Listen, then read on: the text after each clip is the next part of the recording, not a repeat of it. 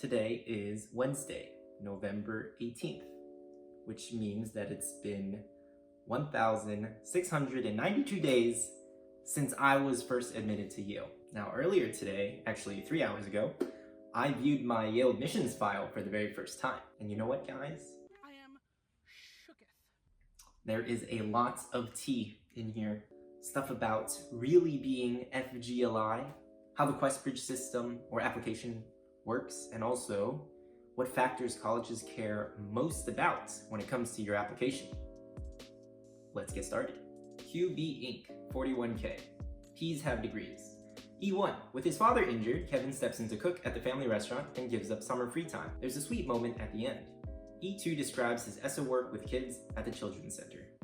Okay, first of all, 41K. I thought that this process was need blind. Apparently not. QB stands for Questbridge, Inc. is income, and 41K is my parents' combined income. So it looks like, guys, they don't just look at whether you're poor, but they literally look at how poor you are if you are poor. Considering this is the very first thing that my admissions reader wrote, like, you would think it has some significance. He mentioned there's a sweet moment at the end of my Common App essay, which I totally agree. By the way, I made a video all about my Common App essay, so feel free to check it out over here. And what is ESO? ESO is the Exeter Social Service Organization. He just said that I talked about it. What's interesting about these comments is I'm also looking at the stuff they don't write. So he just mentions that my essay is about this topic, then doesn't provide any further commentary. But let's just continue. Strong T1, English, Hickey, cites impressive intellect and insight, compelling thoughtfulness, humility and eloquence. She sees Kevin as a leader in class. He radiates a commitment to others. T2, PP2, Math, says Kevin was a leader in one of the best classes he's taught and notes a very original approach to a differential equation. Unfortunately, T2 spends too much time with quotes from Kevin. Something that is interesting about this comment is there's some ellipses, the ... My friend and I were talking about it. Was there potential editing? Did they remove a few things? I don't know. Maybe, maybe not. And this is in reference to like the Asian American admissions scandal. Did they go back and like pull things out? I personally don't think that they did. Like, that is just way too much work. But you never know. Like, these guys might have just really gone all the way back to cover their butts.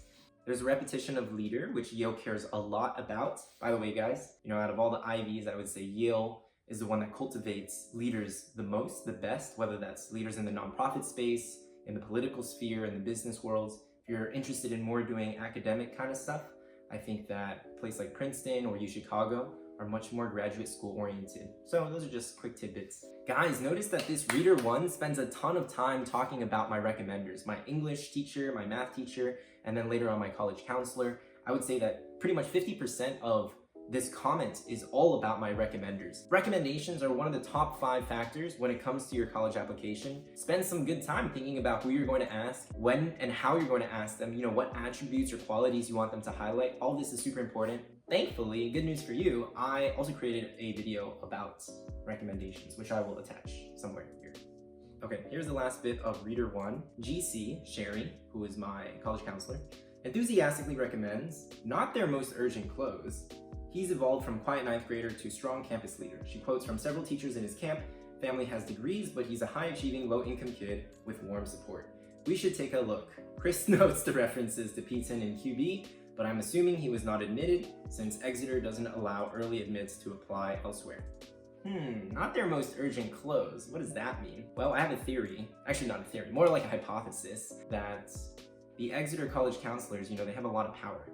I've heard cases where the head of college counseling at Exeter can pick up the phone and get people off of the wait list from Harvard into Harvard, depending on how much they like the student, their potential, whether they thought the decision was fair.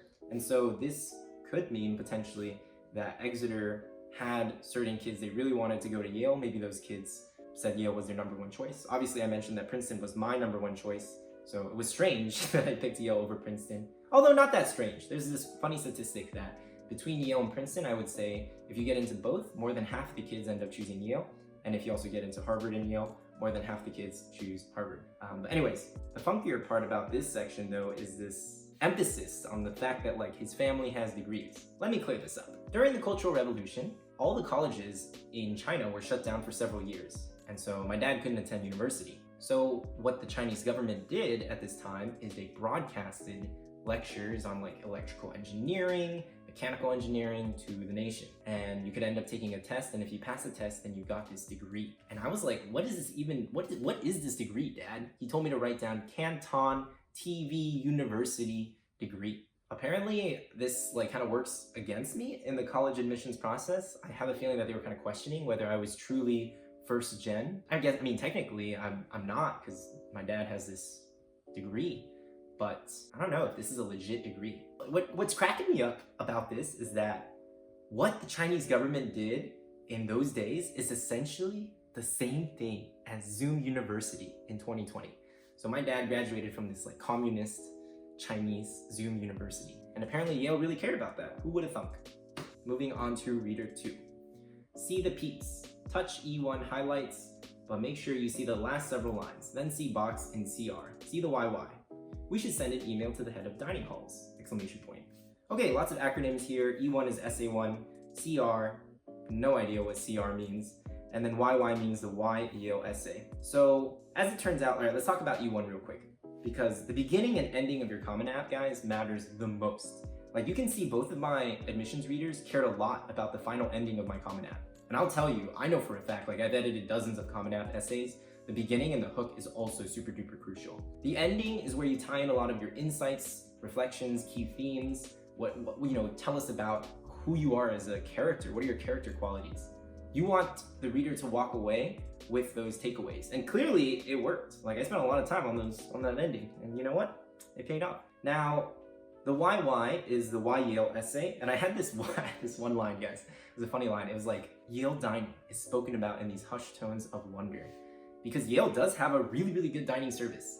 Now, they get pooped on a lot by the students, but I went to Exeter and the food there was not good. It was like so subpar that sometimes we would eat cereal for dinner.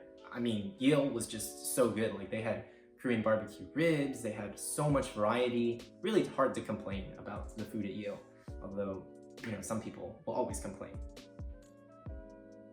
His story is not unique in the QB pool, but his story is all too real.